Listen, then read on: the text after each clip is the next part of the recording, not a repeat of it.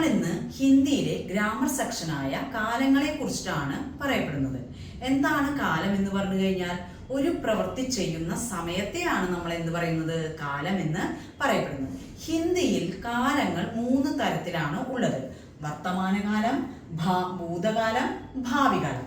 3 തരത്തിലാണ് ഹിന്ദിയിൽ കാലങ്ങൾ ഉള്ളത്. എന്താണ് വർത്തമാനകാലം എന്ന് പറഞ്ഞു കഴിഞ്ഞാൽ ഇപ്പോൾ നടക്കുന്ന കാലത്തെയാണ് നമ്മൾ എന്ത് പറയാ, വർത്തമാനകാലം. രാമൻ പാഠം പഠിക്കുന്നു, സീത പാഠം പഠിക്കുന്നു, അല്ലെങ്കിൽ സീത ഡാൻസ് ചെയ്യുന്നു. ഇപ്പോൾ ഏതൊരു പ്രവൃത്തിയാണോ ഇപ്പോൾ ചെയ്യുന്നത് അതിനെ നമ്മൾ എന്ത് പറയുന്നു, വർത്തമാനകാലം എന്ന് പറയുന്നു. ഇപ്പൊ ശ്രദ്ധിക്കാം, വർത്തമാനകാലത്തെ കുറിച്ചിട്ടാണ് നമ്മൾ പറയപ്പെടുന്നത്. അതിനു മുമ്പായിട്ട് നമുക്ക് എന്താണ് ക്രിയ എന്നും ക്രിയാധാതു എന്നും പഠിക്കേണ്ടതുണ്ട്.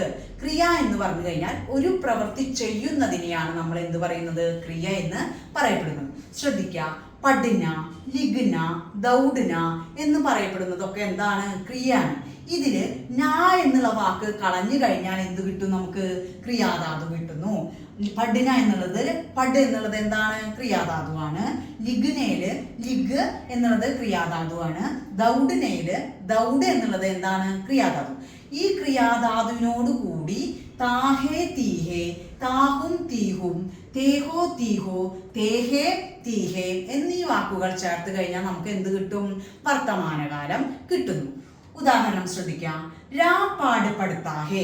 ഇവിടെ രാമൻ എന്ന് പറഞ്ഞു കഴിഞ്ഞാൽ പുല്ലിംഗം ഏകവചനമാണ്. പുല്ലിംഗം എന്ന് പറഞ്ഞു കഴിഞ്ഞാൽ അറിയാം, പുരുഷജാതിയെ സൂചിപ്പിക്കുന്ന വാക്കുകളെ പുല്ലിംഗം എന്നും സ്ത്രീജാതിയെ സൂചിപ്പിക്കുന്ന വാക്കുകളെ എന്ത് പറയുന്നു, നമ്മൾ സ്ത്രീലിംഗം എന്നും പറയുന്നു. അപ്പൊ ഇവിടെ രാമൻ എന്ന് പറയപ്പെടുന്നത് ഒരു വ്യക്തിയാണ്. അത് കാരണമാണ് ഇവിടെ എന്ത് വന്നത്, ക്രിയാധാതുവിനോട് കൂടെ താഹേ തീഹേ ചേർത്ത് കഴിഞ്ഞാലാണ് നമ്മൾ പറഞ്ഞു എന്ത്, വർത്തമാനകാലം കിട്ടുന്നത്. രാപാട് പഠിത്താഹേ, രാമൻ പാഠം പഠിക്കുന്നു. ഇപ്പോൾ നടക്കുന്ന കാലമാണ് വർത്തമാനകാലം. രാമൻ പാഠം പഠിക്കുന്നു. സീത പാട് പഠിത്തീഹേ, സീത പാഠം പഠിക്കുന്നു. സീത എന്ന് പറയപ്പെടുന്നത് സ്ത്രീലിംഗം ഏകവചനമായ കാരണമാണ് ക്രിയാധാതുവിനോടുകൂടെ തീഹേ എന്ന് ചേർത്തത്. പഠിത്തീഹേ, സീത വന്ന കാരണമാണ് ഇവിടെ പഠിത്തീഹേ വന്നത്. രാമൻ വന്ന കാരണം പഠിത്താഹേ. മനസ്സിലായല്ലോ? അടുത്തത് താഹും തീഹും, മേ പാട് പഠിത്താഹും, ഞാൻ പാഠം പഠിക്കുന്നു. ഒരു ആൺകുട്ടി പറയുമ്പോൾ മേ പാട് പഠിത്താഹും എന്ന് വരും. ഒരു പെൺകുട്ടിയാണ് പറയുന്നത് എന്നുണ്ടെങ്കിൽ മേ പാട് പഠിത്തീഹും. മേ വന്നു കഴിഞ്ഞാൽ അവസാനം ഹും വേണം, അതൊരു നിയമമാണ്. തും വന്നു കഴിഞ്ഞാൽ എന്ത് വേണം, ഹോ വേണം. ഇവിടെ ശ്രദ്ധിക്കൂ, തും പാട് പഠിത്തേഹോ, കുറെ ആൺകുട്ടികൾ പാഠം പഠിക്കുന്നു. തും വന്നു കഴിഞ്ഞാൽ ഹോ എന്നാണ് അവസാനം ഉണ്ടാവുക. തും വന്നു കഴിഞ്ഞാൽ തേഹോ തീഹോ എന്നാണ്. തും പാട് പഠിത്തേഹോ, ക്രിയാധാതുവിനോടുകൂടെ തേഹോ ചേർത്ത് കഴിഞ്ഞാൽ എന്ത് കിട്ടും, വർത്തമാനകാലം കിട്ടുന്നു. തും എന്ന് വാക്കിന്റെ അർത്ഥം നിങ്ങൾ. തും പാട് പഠിത്തേഹോ, തും പാട് പഠിത്തീഹോ.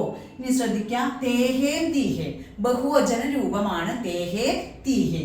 ലടുക്കെ പാട് പഠിത്തേഹേ, കുറെ ആൺകുട്ടികൾ പാഠം പഠിക്കുന്നു. ലടുക്ക, ലടുക്ക എന്ന് പറഞ്ഞു കഴിഞ്ഞാൽ ആൺകുട്ടി. ഒരാൺകുട്ടിക്ക് നമ്മൾ എന്ത് പറയും, ലടുക്ക. കുറെ ആൺകുട്ടിക്ക് എന്ത് പറയും നമ്മൾ, ലടുക്കെ.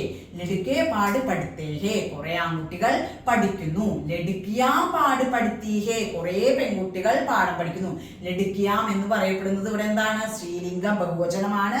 സ്ത്രീലിംഗം ബഹുവചനം വന്ന കാരണമാണ് ഇവിടെ എന്ത് വന്നത്, പഠിത്തീഹേ എന്ന്. അപ്പൊ നമ്മൾ വർത്തമാനകാലത്തിന്റെ ഒരു പാർട്ട് മാത്രമാണ് പറഞ്ഞത് നമ്മൾ ഇന്ന്.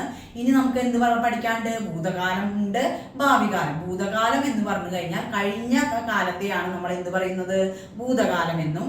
ഭാവികാലം എന്ന് പറഞ്ഞു കഴിഞ്ഞാൽ വരാൻ പോകുന്ന കാലത്തെ കുറിച്ചിട്ടാണ് ഭാവികാലം എന്നും പറയുന്നത്. നമുക്ക് ഇനി അത് അടുത്ത ക്ലാസ്സിൽ കൂടുതലായിട്ട് നമുക്ക് പഠിക്കാം.